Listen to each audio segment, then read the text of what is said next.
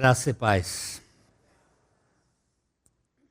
É lindo esse trabalho com casais. Esse trabalho com futuras mamães, bebês. Eu espero que vocês levem muito isso a sério, porque o inimigo trabalha muito com a família. Eu não sei quem está visitando-nos pela primeira vez, mas se houver alguém aqui, nós temos a alegria de recebê-los e também temos a alegria de dar um pequeno lembrança, um CD. Aquele que vem pela primeira vez, levante a sua mão, que um dos nossos introdutores vão entregar aí aqui do lado um CD. Nós sentimos muito honrados com a sua presença aqui conosco. Deus abençoe.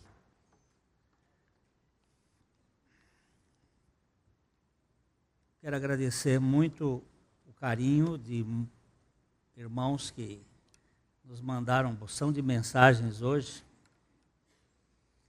É que essa semana tem dois fatos. O primeiro fato é que essa igreja tem me aturado por 42 anos. No dia 9 de fevereiro, nós fizemos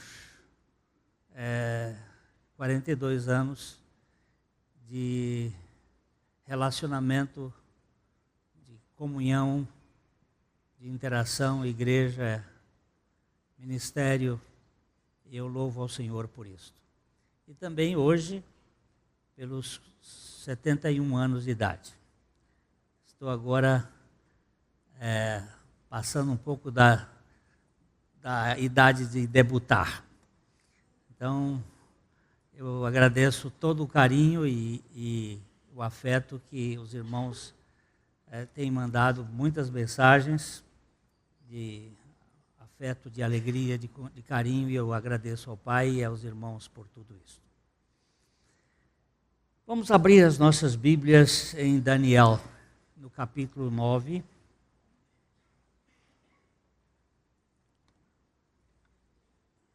Daniel, como nós temos andado aqui, é uma história que Deus trouxe através de um profeta, de um estadista, de um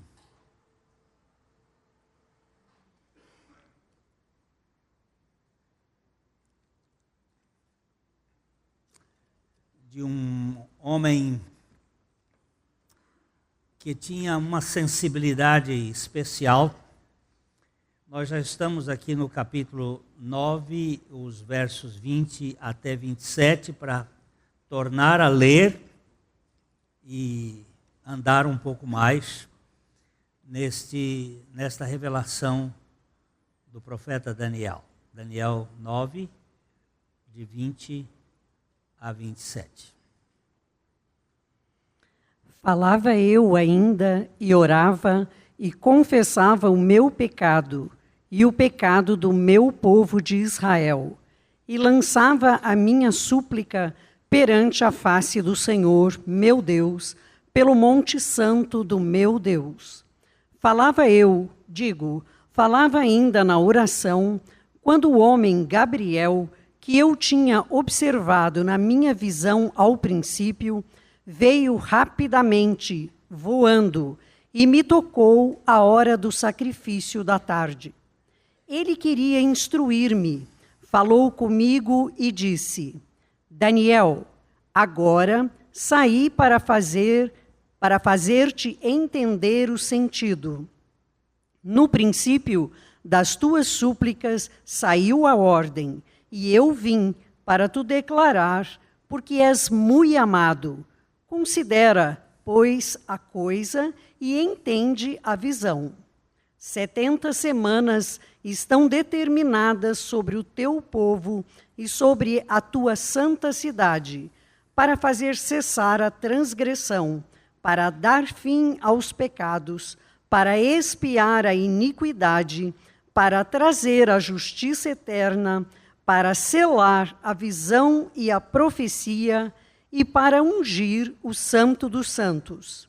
Sabe e entende, desde a saída da ordem para restaurar e para edificar Jerusalém, até ao ungido, ao príncipe, 7 semanas e 62 semanas.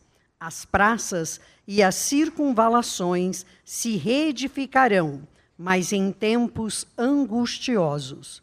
Depois de 62 semanas, será morto o ungido, e já não estará. E o povo de um príncipe que há de vir destruirá a cidade e o santuário, e o seu fim será num dilúvio, e até o fim haverá guerra, desolações são determinadas. Ele fará firme aliança com muitos, por 1 semana.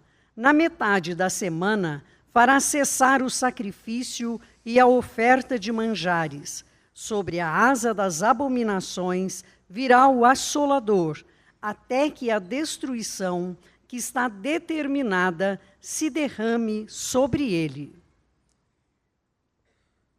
Enquanto a tua palavra é aberta, trata conosco pelo teu Espírito.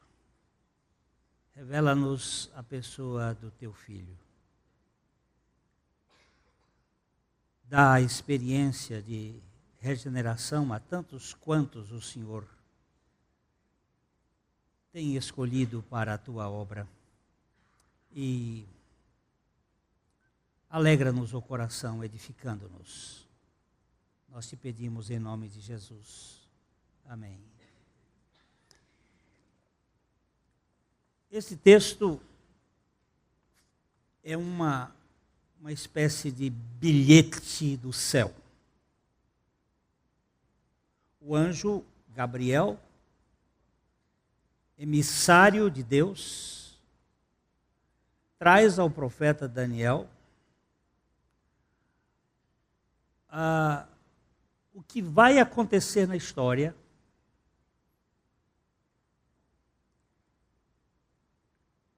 o esquema da história até a segunda vinda de Cristo.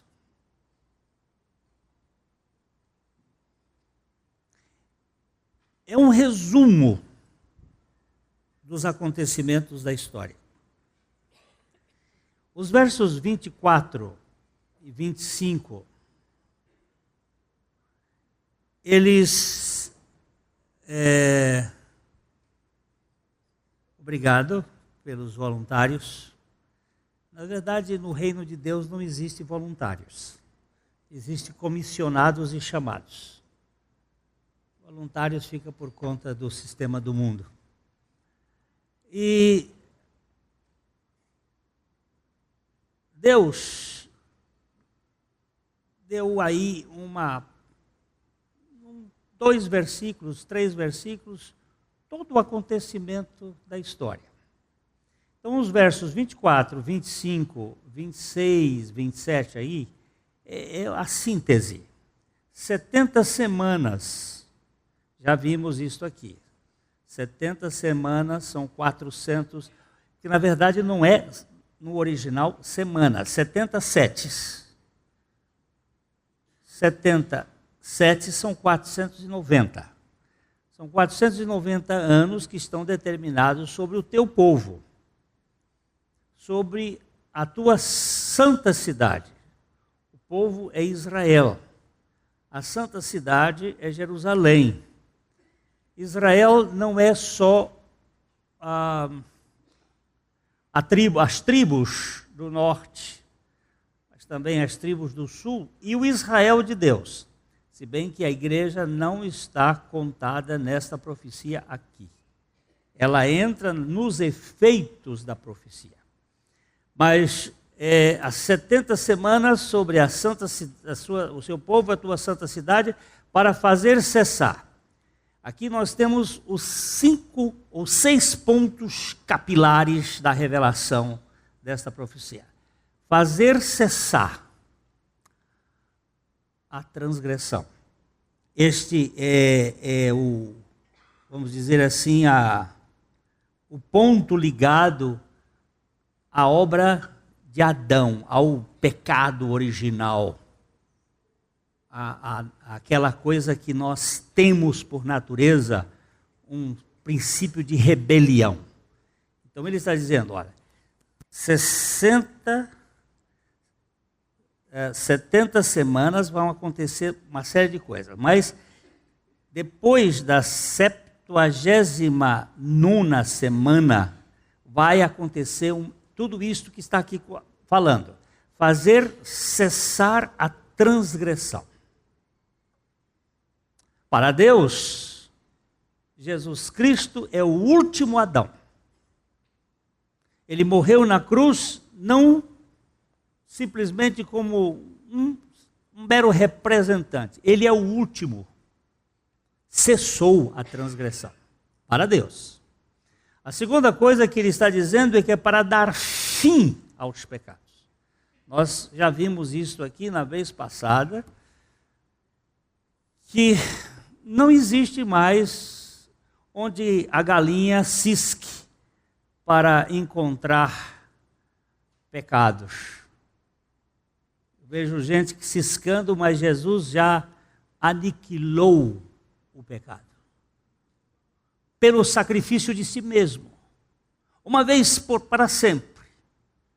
O nosso pecado foi tratado, aliás, os nossos pecados foram tratados no corpo de Jesus, levando Ele mesmo sobre o seu corpo os nossos pecados, para que nós, mortos aos pecados, vivamos para a justiça, por suas pisaduras fomos sarados, libertos.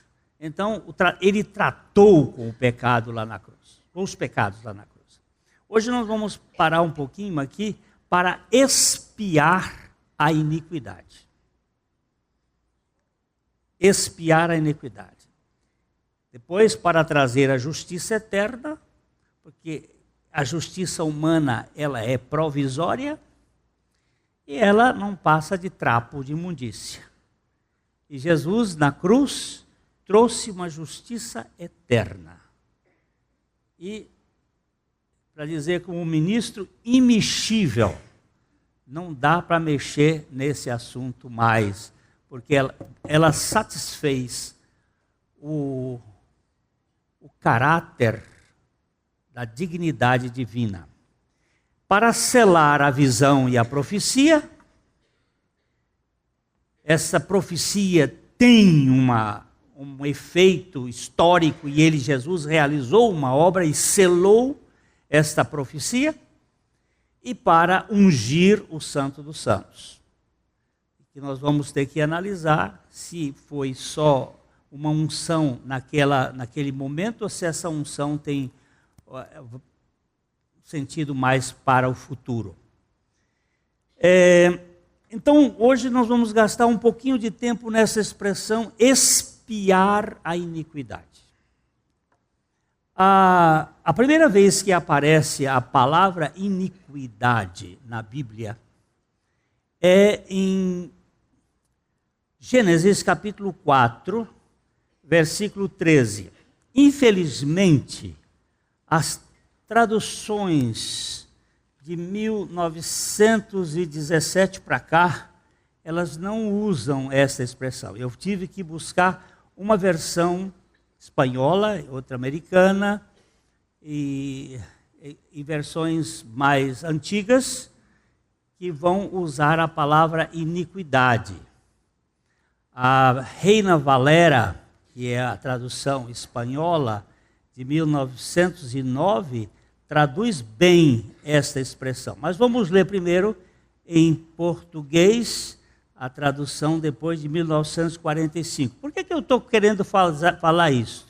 Porque nós estamos estudando a profecia de Daniel, a cabeça de ouro, os peitos de prata, tórax os quadris de bronze e as pernas de ferro e barro nos pés.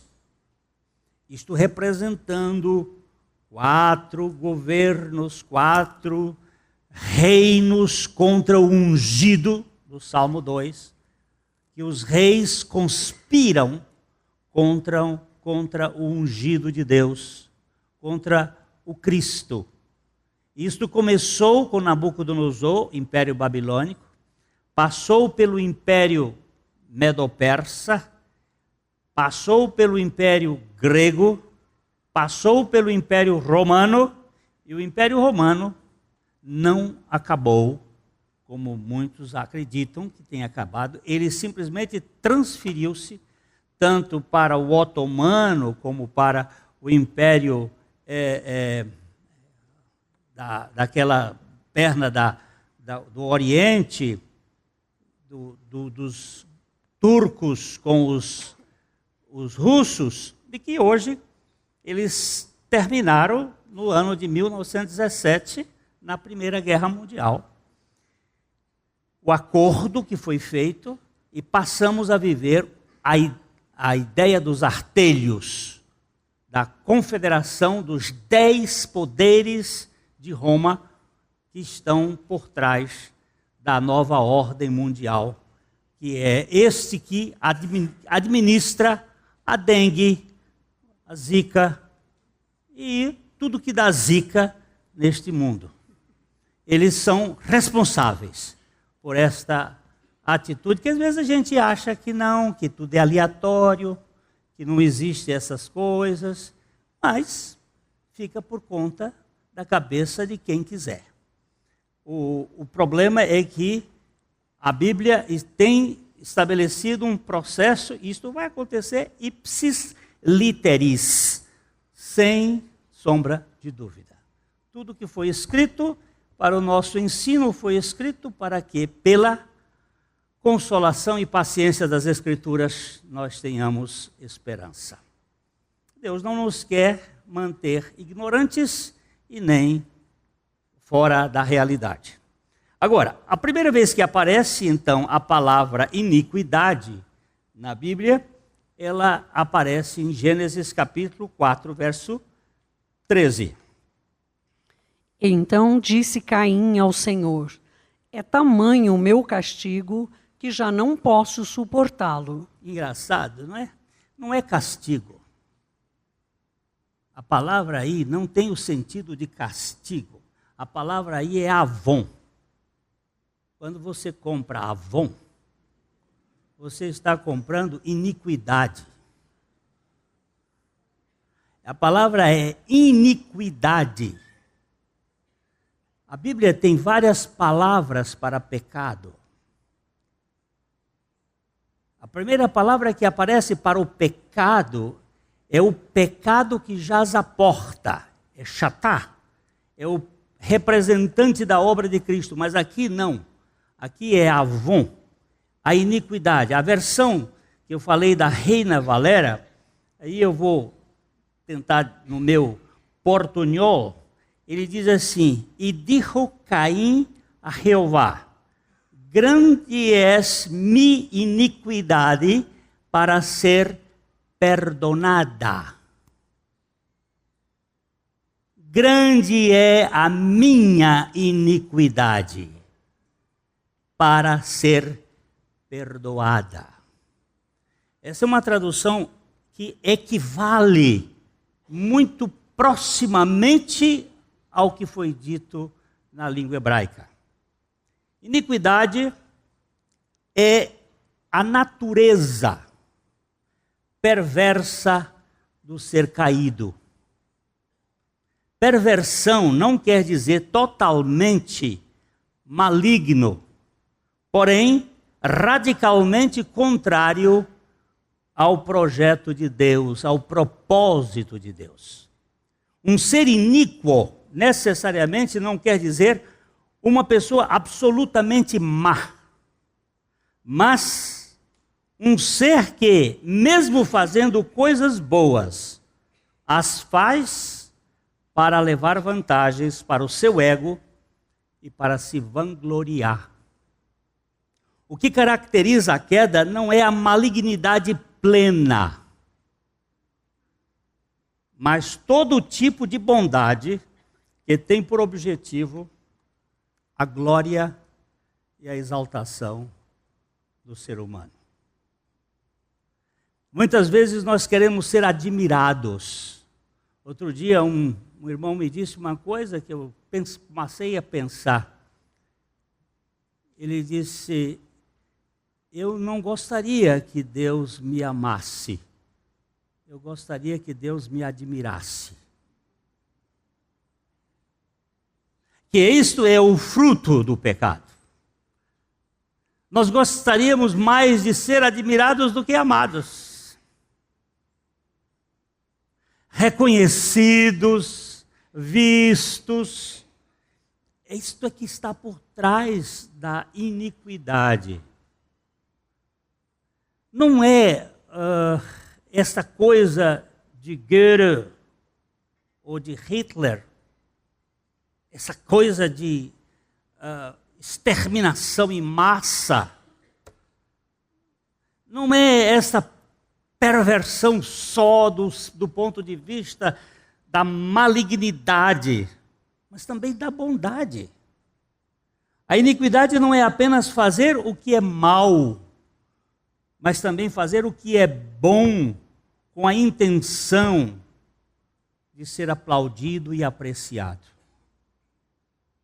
Isso é maligno, isto é iniquidade, isso é iníquo.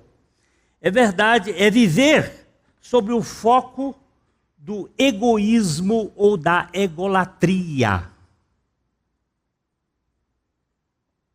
Olha como isto é forte. Toda iniquidade do mundo ímpio, deve-se à disposição da vontade caída de ser como Deus. É a autonomia ou a autossuficiência do ego. Seja ele fazendo o bem ou o mal. Eu posso ser iníquo orando.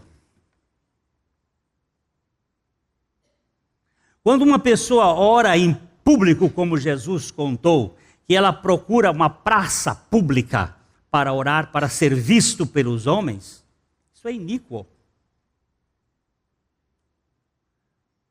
Quando a gente dá uma esmola para chamar a atenção de alguém, é um ato bom.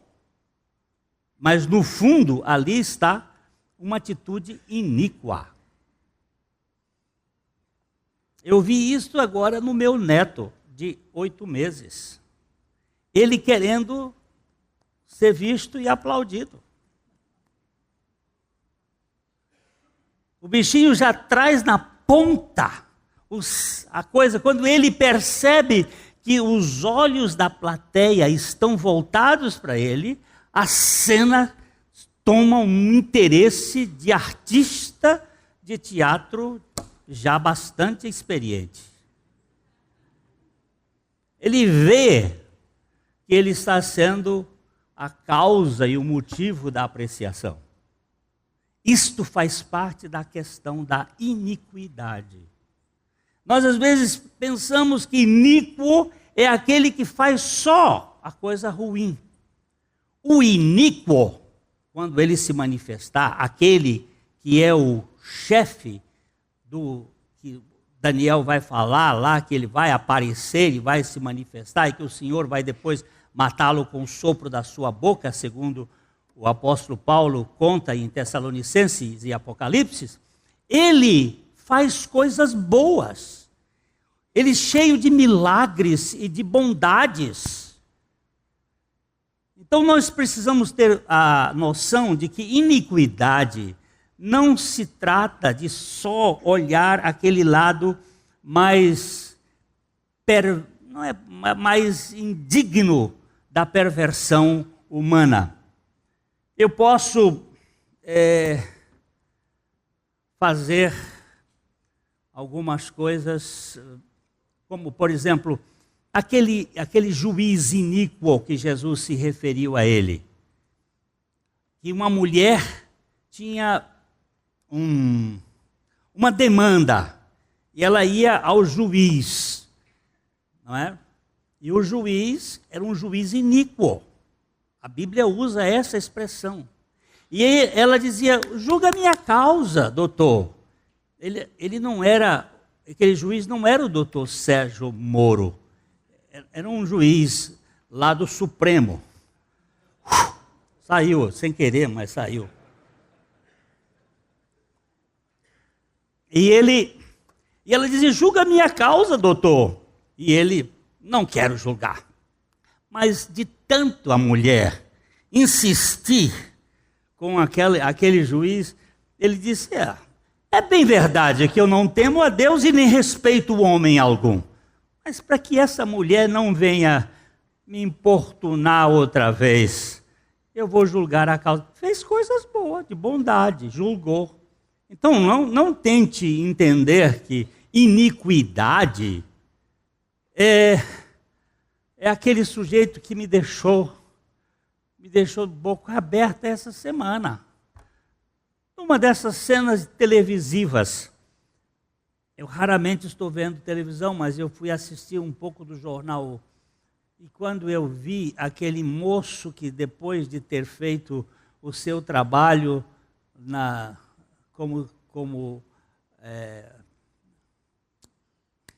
eu ando esquecendo tantas coisas, eu acho que o alemão está chegando mesmo, 71 também.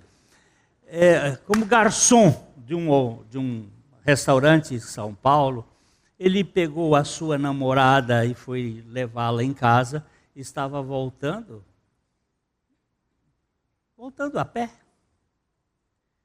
E dois camaradas numa motoca se aproximam dele e pedem as coisas. Ele levanta as mãos, eles tiram o celular dele, tiram o dinheiro que ele tem. E eu vi aquilo como a expressão mais terrível da iniquidade. Eles sobem na moto e tá!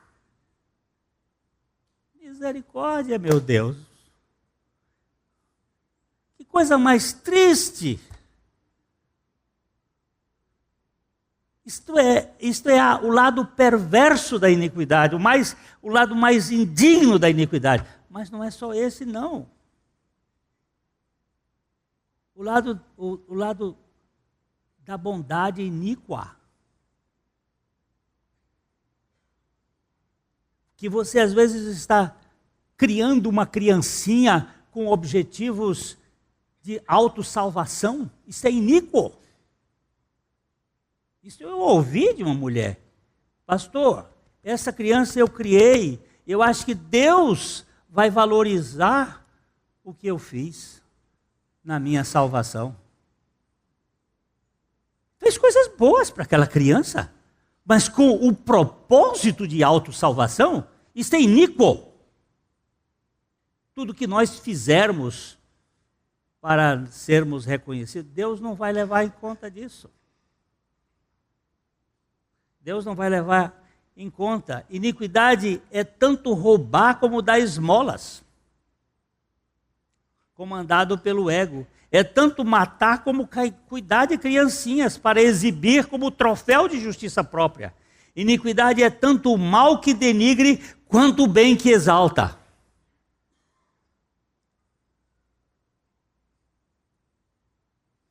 A gente precisa ter cuidado.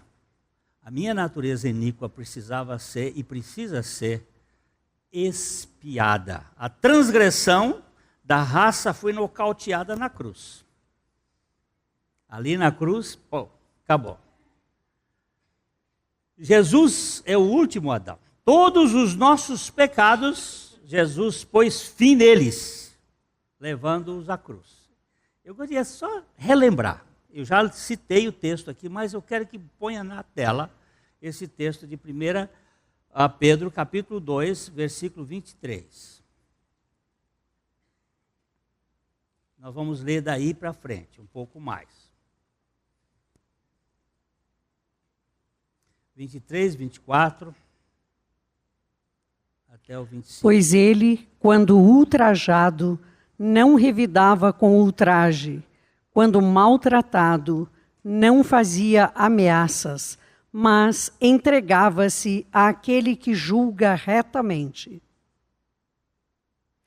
Carregando ele mesmo em seu corpo, sobre o madeiro, os nossos pecados, para que nós, mortos para os pecados, vivamos para a justiça, para as suas chagas fostes sarados.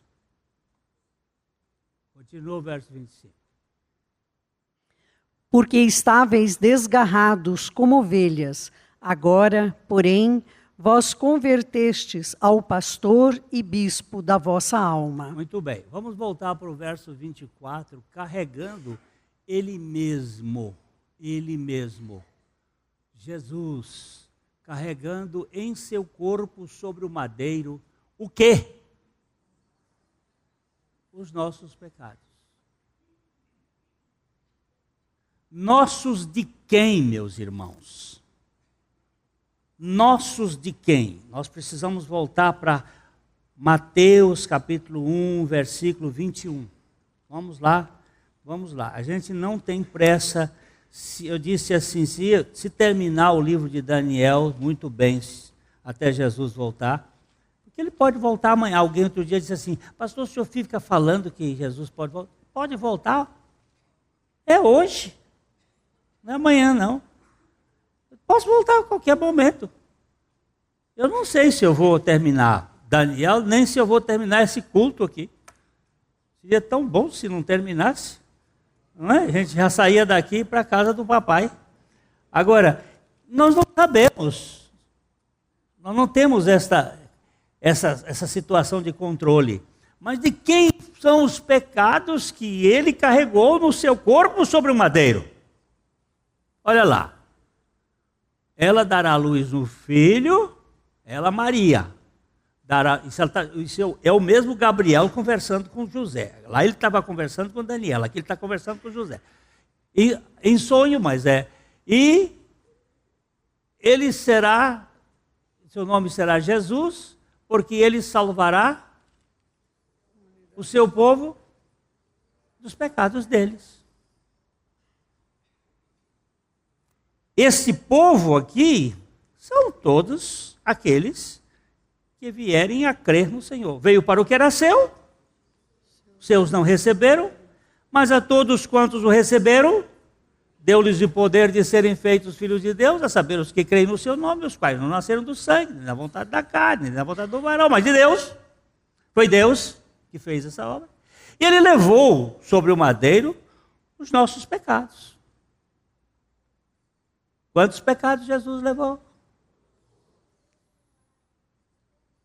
Se ele levou todos, o que ele fez? Ele pôs fim nos pecados. Mas ele precisava ir mais profundamente, ele precisava expiar a iniquidade. O que significa expiar a iniquidade? Eu tenho 10 minutos só. Expiar a iniquidade. Vamos para Isaías, capítulo 53. Esse capítulo de Isaías 53, ele é assim uma espécie de resumo da obra de Cristo na cruz. Isaías, nós vamos ler, vamos saltar um pouco, porque o nosso tempo é curto, vamos partir do versículo 5. Isaías 53, 5 até 12. Nós vamos ler, depois a gente para um pouquinho em algumas coisas. Mas ele foi traspassado pelas nossas transgressões e moído pelas nossas iniquidades. O castigo que nos traz a paz estava sobre ele, e pelas suas pisaduras fomos sarados. Todos nós andávamos desgarrados como ovelhas, cada um se desviava pelo caminho, mas o Senhor fez cair sobre ele a iniquidade de nós todos. Ele foi oprimido e humilhado, mas não abriu a boca. Como cordeiro foi levado ao matadouro, e como ovelha muda perante os seus tosqueadores, ele não abriu a boca. Por juízo opressor foi arrebatado, e de sua linhagem, quem dela cogitou? Porquanto foi cortado da terra dos viventes, por causa da transgressão do meu povo, foi ele ferido. Designaram-lhe a sepultura com os perversos, mas com o rico esteve na sua morte, posto que nunca fez injustiça, nem dolo algum se achou em sua boca. Todavia, ao Senhor agradou moê-lo, fazendo-o enfermar, quando der ele a sua alma como oferta pelo pecado, verá a sua posteridade e prolongará os seus dias, e a vontade do Senhor prosperará nas suas mãos. Ele verá o fruto do penoso trabalho da sua alma e ficará satisfeito. O seu servo, o justo, com o seu conhecimento, justificará a muitos, porque as iniquidades deles levará sobre si. Por isso, eu lhe darei muitos como a sua parte, e com os poderosos repartirá ele o despojo, porquanto derramou a sua alma na morte, foi contado com os transgressores, contudo, levou sobre si o pecado de muitos, e pelos transgressores intercedeu. Você sabe que aqui só falta 2 daquelas 6 coisas que o profeta Daniel citou. Vamos começar lá pelo versículo 5. Vamos dar uma olhadinha a partir do versículo 5. E as pernas hoje não estão muito... Mas foi ele. Ele quem? O meu servo, o justo, o único justo que já pisou nesta terra, foi Jesus. Se nós formos justos, o seremos pela justiça dele. Isso vamos ver depois. Nós somos justificados, nós não somos justos. A nossa justiça terá que ser imputada a nós. Ele foi traspassado por causa de quê? Por causa das nossas transgressões. Lembre que ele fez cessar as transgressões. E ele foi traspassado por causa das nossas transgressões e moído por causa das nossas iniquidades. Quando a palavra estiver no plural, lembre-se que são frutos de uma árvore. Quando ela estiver no plural, é exatamente, tanto iniquidades e pecados são sinônimos. E quando ela estiver no singular, iniquidade e pecado, é outra realidade. Iniquidade e pecado representa o limoeiro. Iniquidades e pecados, os limões. A iniquidade é a natureza, o pecado é a natureza. As iniquidades são consequência. Então, ele aqui está tratando das iniquidades, dos atos e dos nossos pecados, que foram levados sobre ele na cruz. Ele carregou. Ele não transferiu isso para anjos e nem coloca isso como autossalvação para você fazer. Ele mesmo levou sobre si. Ele tomou esta iniciativa. No verso seguinte, no verso 6, ele vai tratar com a nossa natureza. Todos nós andávamos como ovelhas desgarradas, cada uma se desviava pelo seu caminho, mas o Senhor fez cair sobre ele a iniquidade de nós todos. Por quê? A iniquidade do Frois é a mesma minha.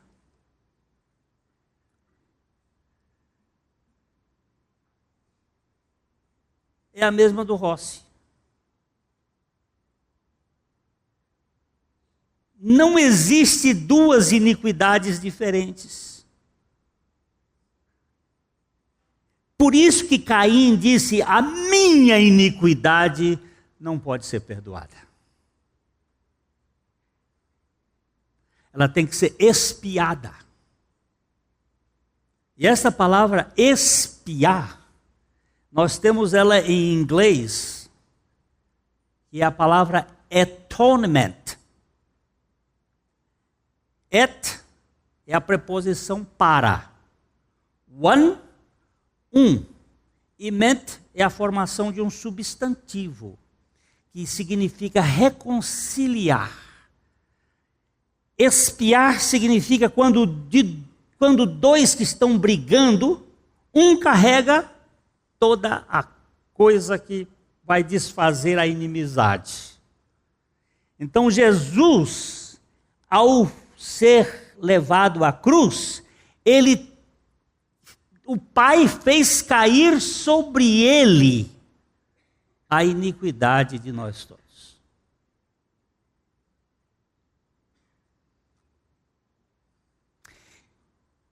Três horas na cruz, como o nosso intercessor e o nosso atrativo, e 3 horas na cruz como o nosso representante.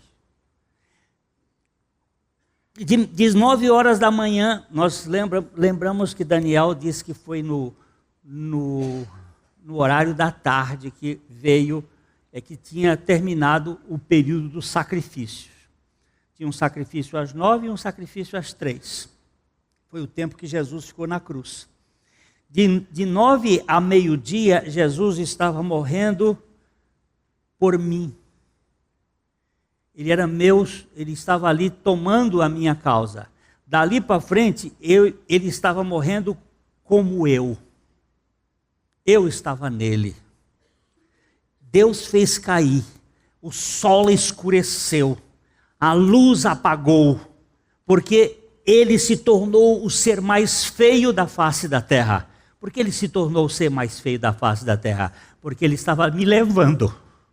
Ele estava levando toda a imundícia da minha natureza. Não só os meus pecados, mas a mim mesmo, a minha iniquidade. Deus fez cair sobre ele. Para ele poder expiar. E não haver mais como negociar esse assunto. Isso é tão profundo e tão maravilhoso que o diabo faz de tudo neste mundo para cegar os nossos olhos, para que você não veja que houve uma obra perfeita, completa e consumada, em que não há mais como viver, arrastando como serpente nesse mundo, comendo pó. Nós agora podemos olhar para as estrelas dos céus e ver a grandeza dos filhos do Altíssimo. Porque ele fez uma obra. Essa expiação é plena. E no verso 7, ele vai dizer: ele foi oprimido, ele foi humilhado, mas não abriu a sua boca. Ele tinha todo o direito de dizer não, mas ele não abriu a sua boca. Por que ele não abriu a sua boca?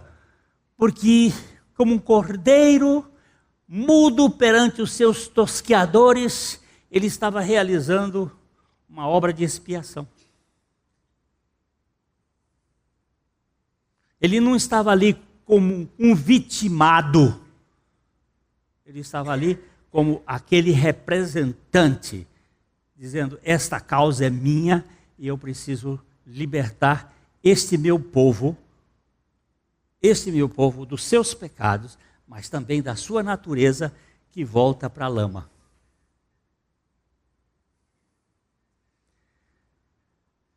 Pedro diz que não adianta lavar uma porca.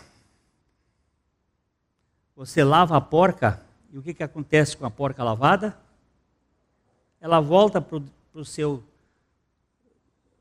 despojador. Ela vai de novo para a lama. O que teria que fazer com a porca lavada? Uma cirurgia cerebral. E tirar o cérebro da porca e colocar um cérebro de gato. Eu quero saber se gato gosta de lama. Você já viu um gato na lama? É isso que Jesus tinha que fazer. Ele recebeu sobre si a iniquidade de nós todos, para poder, ali na cruz, crucificar. E na ressurreição, Ele nos dá a mente dele, a mente da santidade, que não vai viver na sujeira da lama. Isso que é a expiação. Vamos ver um pouquinho mais, a gente vai trabalhar um pouco mais isso depois. Por juízo opressor, ele foi arrebatado, e da sua linhagem, quem dela cogitou? Porquanto foi cortado da terra dos viventes, por causa da transgressão do meu povo, foi ele ferido. Jesus morreu em favor do seu povo, dos seus eleitos, dos seus escolhidos, da sua turma. Quem são os escolhidos de Deus? Tem uma versãozinha que eu gosto dessa ilustração, que na porta do céu tem assim: vem. Você vai passando na rua e ele diz: vem. A noiva e o Espírito dizem: vem. Você olha assim: vem. Aí você passa, quando você olha do outro lado, diz assim: eleito desde a fundação, desde a fundação do mundo. Eleito. Quando você entrou, você viu. Como é que você sabe? Eu sei que eu não queria Deus. Nunca iria querê-lo, porque o meu querer pervertido só queria a mim e o meu eu. Mas um dia, sem que eu pudesse saber por quê, o Espírito Santo me convenceu do pecado e me fez crer em Jesus. E eu agora sei que eu sou um eleito. Porque eu nunca iria crer se eu não pudesse, se ele não tivesse me convencido. E eu entrei nesta sala e agora eu olho para trás e vejo que eu pertenço à família dele. Dou graças a ele e pertenço para sempre, porque ele não faz uma coisa para depois desmanchar. Essa redenção que nós vamos andando é eterna. Por causa da transgressão, por causa da transgressão do meu povo, foi ele ferido. Seguindo agora para o 9, designaram-lhe a sepultura com os perversos, mas com o rico esteve na sua morte, posto que nunca fez injustiça, nem dolo algum se achou na sua boca. Vocês se lembram que José de Arimateia, um homem rico, é que pediu o corpo de Jesus, depois que os soldados estocaram a última facada nele, reconhecendo que ele estava morto, ele disse: me dá o corpo dele. Isso aqui, Isaías tinha visto já 700 anos antes, que ia acontecer isso, e ele foi posto numa sepultura, e que era a sepultura de um homem rico, lá onde José o colocou. E ele nunca teve injustiça, nunca houve dolo nele, mas o dolo dele e a injustiça que ele recebeu minha é que o levaram à cruz, levaram a que ele morresse por nós, para a nossa expiação. O verso 10 então nos diz que todavia ao Senhor agradou moê-lo, fazer dele um torniquete, quando ele der a sua alma. A sua alma. A vida da alma está onde, queridos? No sangue. Por isso que ele derramou todo o seu sangue.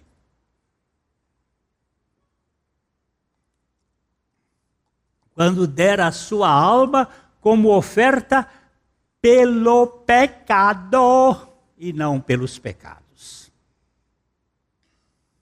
Pela iniquidade e não pelas iniquidades. Verá a sua posteridade e prolongará os seus dias, e a vontade do Senhor prosperará nas suas mãos. Significando que, uma vez feita esta redenção, vai ter efeitos eternos. Ninguém pode desfazer e é eterno. Eu gosto do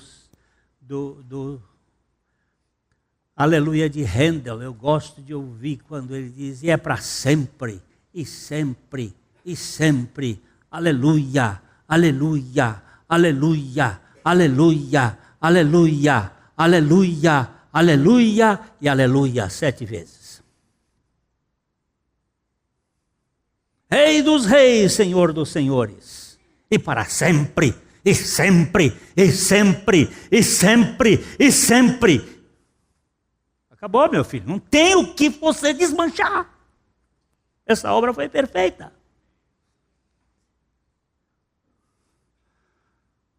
Verso 11.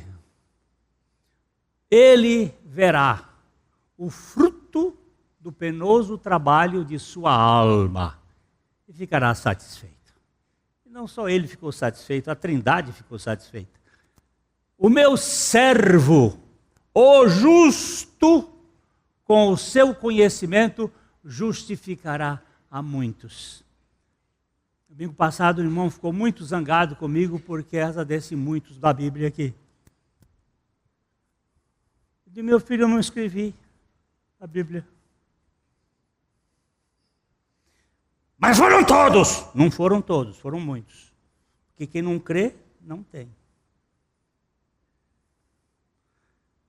Justificará a muitos, porque a iniquidade dele levará sobre si. Se você puser todos aqui, você tem a salvação universalista. E não tem salvação universalista. A salvação é para quem crê, e quem crê, só o Espírito Santo pode convencer. Nós não temos outra coisa a fazer senão pregar o Evangelho. Quando a gente prega, e prega, e prega. Às vezes você prega para uma pessoa, ela não crê hoje. Você prega amanhã, ela não crê de novo. Você prega outra vez, ela não crê. Aí você diz, vou desistir. Não, é a tempo e fora de tempo. E aí, quem sabe no dia da morte, ou um dia antes, ou um pouquinho mais para trás, eu sei que tenho visto coisas tão preciosas, mas meu trabalho não é convencer ninguém. Eu não estou aqui para convencer ninguém, estou aqui para pregar o Evangelho. E é Deus que faz essa obra. E Ele justificará muitos, porque as iniquidades dele levará sobre si. A mesma coisa de dizer, os pecados dele levará sobre si. E aí o último verso, que eu acabo aqui, eu disse que eu tinha 10 e fui mais 10. Por isso eu lhes darei muitos com a sua parte, e com os poderosos repartirá ele o despojo. Porquanto derramou a sua alma na morte, foi contado com 2 ladrões lá na cruz, 2 transgressores, ele esteve lá, mas não foram só os 2 não. Tinha mais gente lá, e eu sei que eu estava. Esses transgressores, eu estava lá. Foi contado com os transgressores. Contudo, levou ele sobre si o pecado. Agora você vê que as iniquidades e o pecado de muitos, e pelos transgressores intercede. Porque o transgressor só pode ser um piedoso pela intercessão de Jesus. Jesus ora e o Espírito Santo revela e a pessoa é salva. Prega-se, a pessoa ouve o Evangelho. Ela ouve o Evangelho, Jesus já intercedeu por ela, o Espírito Santo convence, ela crê e se arrepende. Olha, presta atenção no que eu vou dizer. Só o salvo pode crer e se arrepender. Ninguém se arrepende e crê antes de ser vivificado pelo Espírito Santo, pela palavra.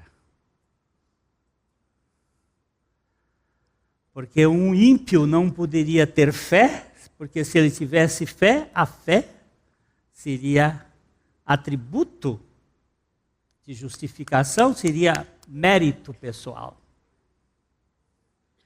Alguém ficou muito zangado comigo domingo passado, não tenho culpa de... A Bíblia está lá, é só examinar. Mas Jesus chegou na porta do sepulcro do Lázaro. Como é que Lázaro estava? Estava como? Eu vou dizer uma coisa. A moça estava doente e depois ela veio conversar comigo que o pastor disse assim: Jesus não te cura, minha filha, porque você não tem fé. Eu digo, ele é um perverso. Ele é um maldoso. Jesus curou tanta gente sem fé. E ele ressuscitou um defunto sem fé. Qual é a fé que tinha Lázaro? Qual é a fé que tinha o filho da viúva de Naim? Qual é a fé que tinha a filha de Jairo? Eram defuntos, como é que tem fé? E qual era a fé que tinha Lázaro, defuntão lá de 4 dias? Nem a irmã dele tinha. A irmã dele disse para Jesus assim: por favor, não mexa nisso, que fede. Eu até brinquei, ela tinha fé demais. Mas quem disse que vai? E Jesus chegou e disse: Lázaro, vem. A fé vem por Jesus. Ele é o autor e o consumador da fé. A vida vem por Jesus. Ele é a vida. Ele nos dá vida. Prega a palavra, que a palavra é a forma que Deus usou. A palavra de Deus diz que Deus colocou isto aqui, ó. Aprove a Deus salvar os que creem pela loucura da pregação. A pregação gera vida, gera fé, gera arrependimento, e o arrependido goza a salvação que lhe foi dada pela graça. Tão simples. Meu neto hoje me fez uma coisa tão gostosa. Eu botei para dormir e depois botei lá na nossa cama, cerquei de travesseiros para que ele não rolasse e fui fazer algumas coisas. Daqui a pouco eu escutei um sonzinho e cheguei lá no pé da cama e ele estava cantarolando.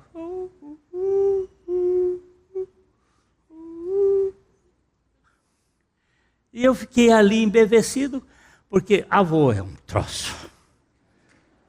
E eu fiquei ali olhando, de repente ele abriu os olhos e me viu e ele deu aquele sorriso. Mas aquele sorriso que eu não aguentei. Eu fico pensando, como é que Deus vê quando Ele faz toda essa salvação para nós? Toda essa salvação, cuidado de nós, em Cristo, levando os nossos pecados, levando a nossa iniquidade, desfazendo a nossa transgressão, trazendo a justiça eterna. Ele faz tudo isso. E quando nós estamos ali, abrimos os olhos, o Senhor não fez mais que a obrigação. Oh, meu Deus. Aquele sorriso mexeu no meu coração. Oh, Deus bom, muito obrigado. Eu te adoro. Eu te louvo por uma tão grande salvação. Muito obrigado por este gesto de misericórdia e de graça que o Senhor fez para comigo. E o Senhor fez para o teu povo.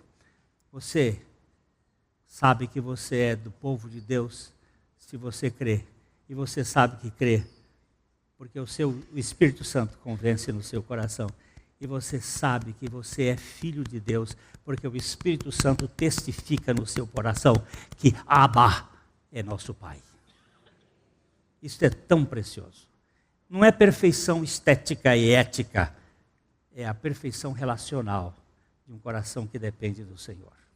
Que o Senhor nos dê graça para crer na suficiência do Senhor. Livraria PIB Londrina. A Livraria PIB Londrina procura selecionar cuidadosamente seus títulos e autores a fim de oferecer conteúdo alinhado com o Evangelho de Jesus Cristo. Bíblias, livros de teologia, filosofia, devocionais, literatura infantil, biografias, comentários bíblicos e muito mais. Dispomos também de um acervo de CDs e DVDs das quase 4.000 mensagens ministradas na Primeira Igreja Batista em Londrina. Visite a Livraria PIB Londrina e conheça ainda mais. Livraria PIB Londrina, de segunda a sexta, às 13h30 da tarde, às 6 horas. Endereço: Avenida Paraná 76A, próximo ao Calçadão, no centro de Londrina. Ligue para 3372-8921 e acesse o site www.livrariapiblondrina.com.br.